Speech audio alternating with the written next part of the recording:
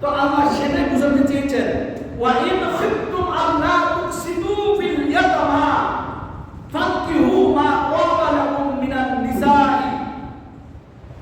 আল্লাহ বলেন তোমরা যদি ভয় করো, ওয়া ইন খিফতুম তোমরা যদি আশঙ্কা করো, ভয় করো, আল্লাহ তুকসিতু ফিল ইয়াতামা এতিম মহিলাদেরকে বিবাহ করে তাদের উপর বিবাহ করে সুবিচার করতে পারবে না। তোমরা যদি ভয় করো এতিম মহিলাদেরকে বিবাহ করে তাদেরকে সুবিচার করতে পারবে না, তো আল্লাহ বলেন ফানকিহু মা তাবা লাকুম মিনান নিসাই, ওই মহিলাদেরকে বিবাহ করো যাদেরকে তোমরা পছন্দ করো, ওই মহিলাদেরকে বিবাহ করো যাদেরকে তোমরা পছন্দ করো। ফানকিহু মা তাবা লাকুম মিনান নিসাই,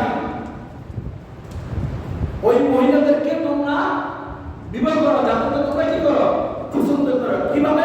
মাসনা ওয়া সুলাসা ওয়া রুবা, 2 2 3 3 4 4, 3 2 বিবাহ, 3 বিবাহ, 4 বিবাহ, 4 করে তোমরা বিবাহ করে নাও। কয় বিবাহ? 4 বিবাহ। প্রথম বিবাহ, দ্বিতীয় বিবাহ, তৃতীয় বিবাহ, চতুর্থ বিবাহ করে নাও। আর যদি ফাইন খিফতুম আল্লা তাআদিলু, আর যদি তোমরা আশঙ্কা করো যে একাধিক স্ত্রীর মাঝে যে তোমরা ন্যায় করতে পারবে না, তাদের প্রতি সুবিচার করতে পারবে না, তাহলে একজনকে ওয়াহিদাতান, তাহলে একজন মহিলাকে বিবাহ করে দাও। তোমরা যদি 4 জনকে একাধিক স্ত্রীর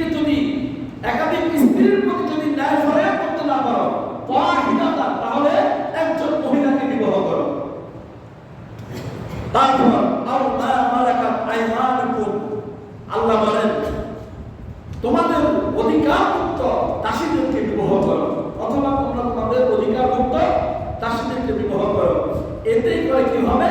যালিকা আদনা আল্লাহ তাউলু, এতে করে তাদের উপর কখনো হবে না, পক্ষপাতিত্ব হবে না, এবং অধিকতর দ্বারা নিকটবর্তী হবে, অর্থাৎ তাদের প্রতি কোনো অবিচার করা হবে না যদি একটা বিবাহ করো। আর যদি একাধিক বিবাহ করতে না পারো তাহলে কি করো? একটাই করো। এখানে এই আয়াতের মাতাহাত, এই আয়াতের ব্যাখ্যা বর্তমান যুগে কি যুবক কি বৃদ্ধ সারা বাংলাদেশ ব্যাপী দর্শন, শিশু দর্শন, মাদ্রাসার মধ্যে ছাত্র দর্শন আমরা শুনতে পাই কি পাই না? আমরা শুনি কি শুনি না?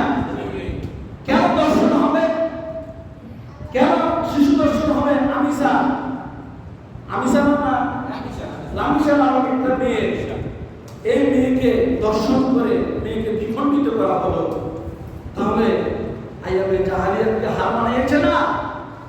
এর জন্য তোমরা যদি এক বিবাহ করো, যদি তোমাদের যৌবনকে যদি তোমরা কন্ট্রোলিং পাওয়ার যদি তোমাদের কাছে না থাকে, তাহলে তোমরা 4 বিবাহ করো, 2 বিবাহ করো, 3 বিবাহ করো, সর্বোচ্চ 4 বিবাহ করো।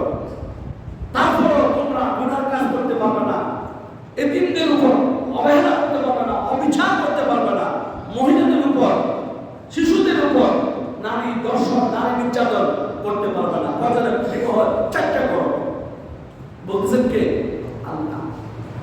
এই আয়াতের ব্যাখ্যায় অনেকে বলে রাসূলুল্লাহ তো 4-এর অধিক বিবাহ করছে, তাহলে আমি করার ক্ষতি কি? আরে বেটা, রাসূলুল্লাহ মুকাম আব্দুল মুকাম এক না, দেওয়া কথা। রাসূলুল্লাহ মুকাম আব্দুল মুকাম এক নয়।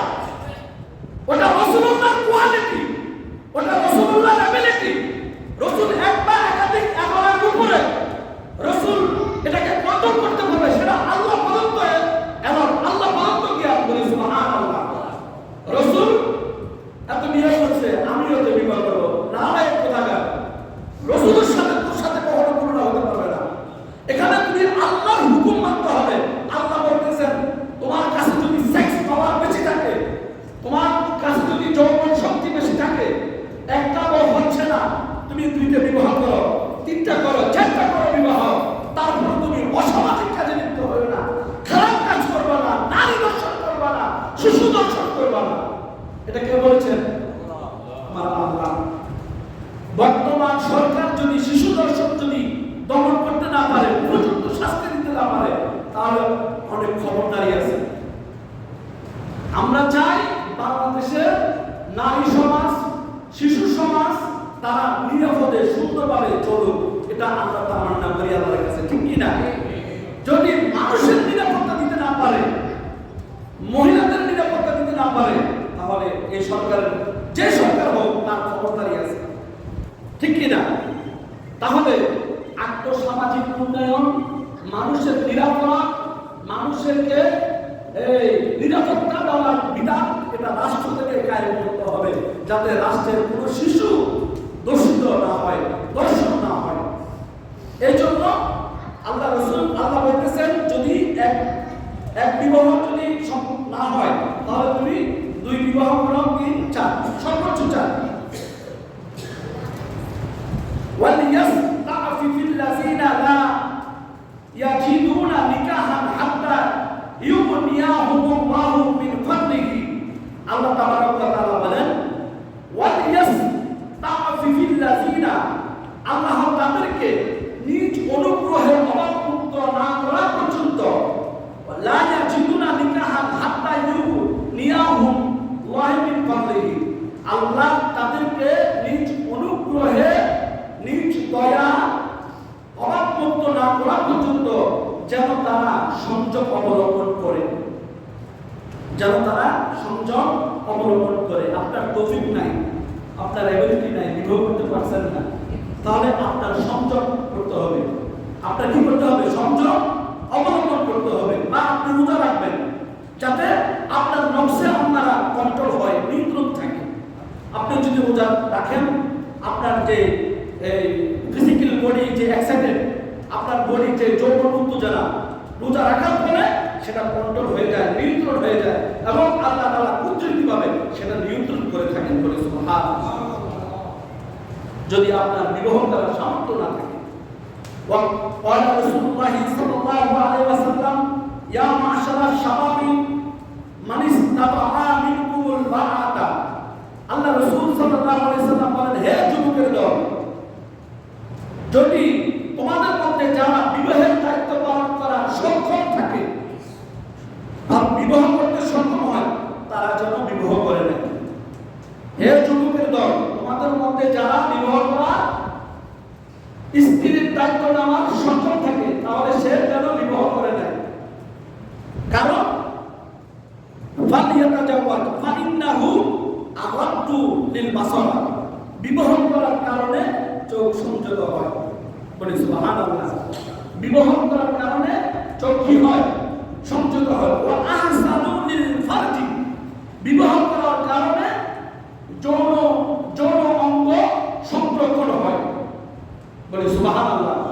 তাহলে এই যে বিবাহ করার কারণে বিভিন্ন ফিতনা থেকে, বিভিন্ন ফাসাদ থেকে, বিভিন্ন অসামাজিক কার্যকলাপ থেকে, হারাম কার্যকলাপ থেকে বিবাহ করার কারণে আল্লাহ তাআলা সেটা রক্ষা করেন আমাদেরকে।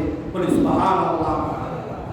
ওয়া মান লাম ইয়াস্তাতি ফাআলাইহি, যাদের বিবাহ করার কোনো সামর্থ্য নাই, যাদের টাকা পয়সা নাই বিবাহ করার, তাহলে সেজন্য ফাআলাইহি বিসসাওমি, সেজন্য রোজা রাখে।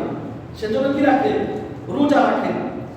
ফাইন্নাহু লাহু বিজাউন, আল্লাহ রাসূল বলতেছেন, এই রোজা রাখার পরে তার উপকার কি হয়? তার যৌন খিদার নিবারণ হয়। বলি সুবহানাল্লাহ। ও রোজা রাখার কারণে তার যে উত্তেজনা, এই উত্তেজনাটা কন্ট্রোলে চলে আসে, নিয়ন্ত্রণে চলে আসে। আল্লাহ রাসূলের এই আমলগুলো করার তৌফিক দান করুন, বলে আল্লাহুম্মা আমিন। আল্লাহ রাসূল যেভাবে বলেছেন আমাদের সকলকে সেভাবে আদায় করার তৌফিক দান করুন, বলে আমিন। বের হাজিরিন, সন্তান যখন মেয়ে হোক আর ছেলে হোক, যখন বিবাহ উপযুক্ত হবে, মা বাবার দায়িত্ব হচ্ছে কোনো দুর্ঘটনা করার আগে ইসলামী শরীয়ত মোতাবেক তাকে বিবাহ শাদী দিয়ে দেওয়া, যাতে সামাজিকভাবে, যাতে আমার সন্তান, আপনার সন্তান যাতে কোনো খারাপ কথা, অপপ্রচারে যাতে লিপ্ত না থাকে। এর আগে আপনার মেয়ে, আমার সন্তান, আপনার সন্তানকে বিবাহ দেওয়াটা কি উচিত। যখন সে বিবাহ বয়স তার হবে তখন। তো আল্লাহ রাসূল সাল্লাল্লাহু আলাইহি ওয়াসাল্লাম বলেন, ওয়া আন আনাসিন আন্নাহু সামিয়া রাসূলুল্লাহ সাল্লাল্লাহু আলাইহি ওয়াসাল্লাম ইয়াকুলু মান আরাদা আন ইয়ামুকিয়াল্লাহ তাহিরান মুতাহিরান। হযরত আনাস রাদিয়াল্লাহু থেকে বর্ণিত, তিনি বলেন, আমি রাসূলুল্লাহ সাল্লাল্লাহু আলাইহি ওয়াসাল্লামকে ইরশাদ করতে শুনেছি, যে ব্যক্তি আল্লাহর সাথে পুত ও পবিত্র অবস্থায় সাক্ষাৎ করতে চায়, যে ব্যক্তি আল্লাহর সাথে পুত পবিত্র অবস্থায় দেখা করতে চায়,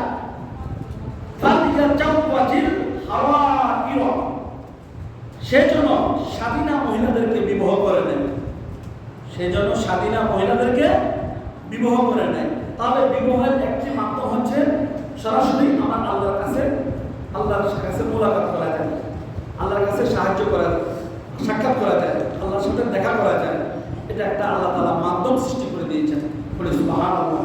ওয়া ক্বালা রাসূলুল্লাহ সাল্লাল্লাহু আলাইহি ওয়াসাল্লাম আন-নিকাহু মিন সুন্নতি। রাসূল বলেন, বিবাহ হচ্ছে আমার সুন্নাত, বিবাহ হচ্ছে আমার সুন্নাত। ফামান লাম ইয়ামাল বি সুন্নতি ফালাইসা মিন্নি। যে ব্যক্তি আমার এই সুন্নতের অনুযায়ী কাজ করবে না, সে আমার সাথে সম্পর্ক হবে না। যে ব্যক্তি আমার এই সুন্নতের সাথে কাজ করবে না, সে ব্যক্তি আমার সাথে কি হবে না? সম্পর্ক হবে না। ওয়া তাজাওয়াজু ফা ইন্নী মুকাসিরু বিকুম উমামা। রাসূল বলেন, কেননা আমি আমার উম্মতের বর্ধিত সংখ্যা নিয়ে আমি অন্যান্য জাতির নিকট গর্ববোধ করি। তার মানে আল্লাহ রাসূল বলেন যে তোমরা বিবাহ করো, ওয়া তাজাওয়াজু, তোমরা বিবাহ করো, ফা ইন্নী মুকাসিরু বিকুমুল উমামা। যখন উম্মতের সন্তান বৃদ্ধি পাবে, তখন এই উম্মতের সন্তানদেরকে নিয়ে আমি অন্য গোত্রে গিয়ে আমি অহংকার করি। বলি সুবহানাল্লাহ। মানে আমার উম্মত এত হাজার, এত লক্ষ আমার উম্মত। বলি সুবহানাল্লাহ। ওয়া আন আবু হুরায়রা আন্না রাসূলুল্লাহ সাল্লাল্লাহু আলাইহি ওয়াসাল্লাম ক্বালা তুনকাহুল মারআতু লি আরবাঈ লিমালিহা। আপনাদের মনোযোগ থাকবে এদিকে।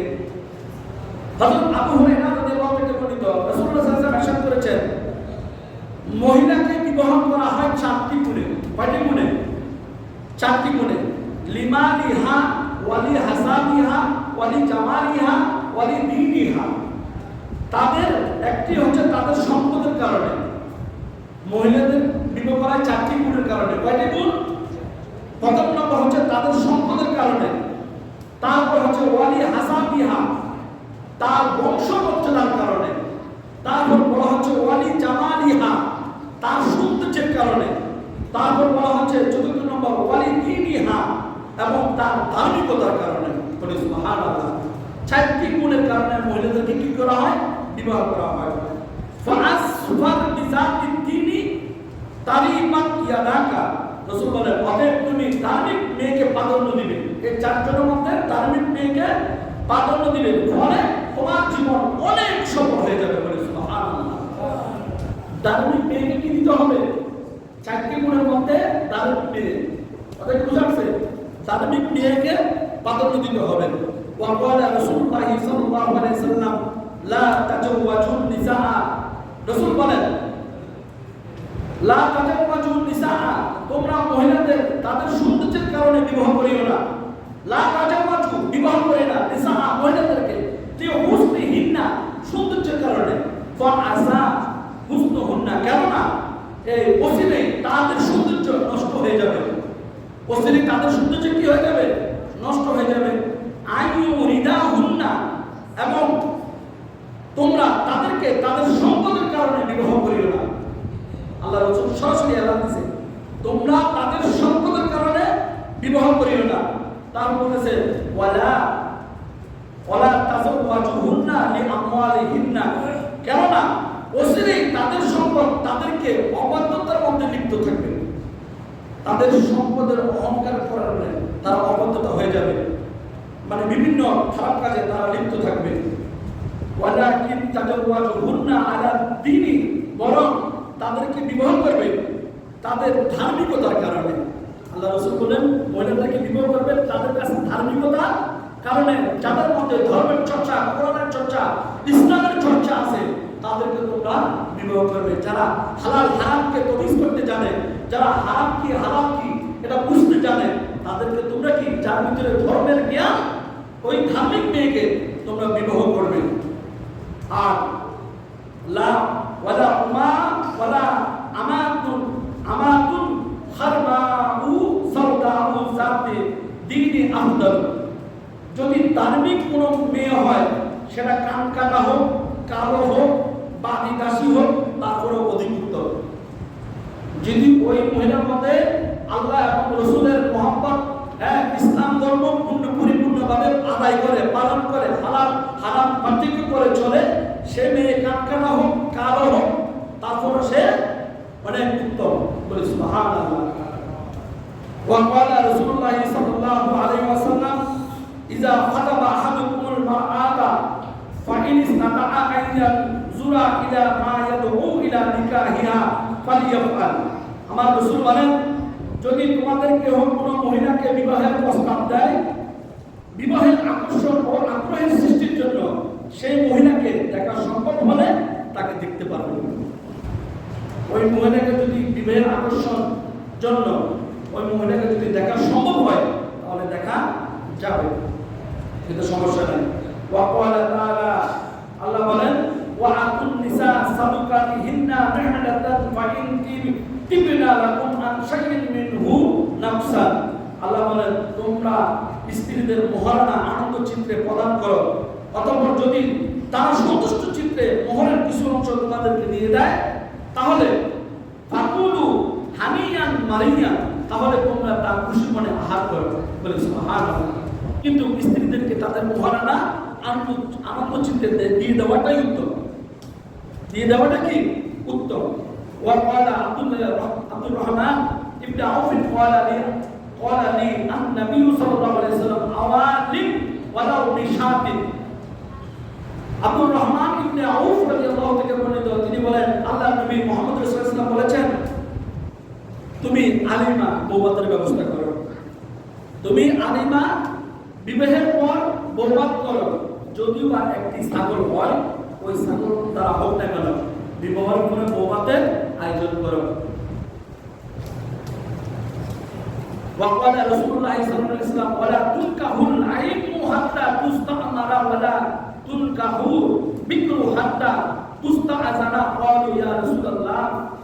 দেখেন, আল্লাহর নবী মুহাম্মদ রাসূলুল্লাহ সাল্লাল্লাহু আলাইহি ওয়াসাল্লাম বলেন যে স্বামীর পরিত্যক্ত মহিলাকে তার আদেশ, তার হুকুম ব্যতীত বিবাহ দেওয়া যাবে না, আর কুমারী মহিলাকে তার অনুমতি ব্যতীত বিবাহ দেওয়া যাবে না।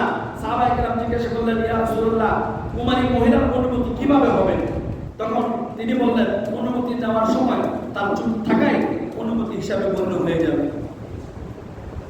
তাই বুঝতে পেরেছেন, সে যদি চুপ থাকে তাহলে এটা অনুমতি হয়ে যাবে।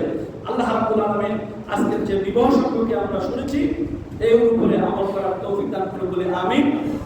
বিবাহ করার উদ্দেশ্য হচ্ছে অসামাজিক কার্যকলাপ থেকে হেফাজত হওয়া এবং নিজের চরিত্র গঠন করা, যাতে আপনার সন্তান, আপনার মেয়ে হোক ছেলে হোক, তারা যখন উপযুক্ত হয়ে যাবে তাদেরকে যথাসময়ে আপনি বিবাহ দিয়ে দিবেন, তাহলে বিভিন্ন দুষ্কৃতি থেকে আপনি রক্ষা পেলেন, আপনার সুনাম অর্জিত হলো।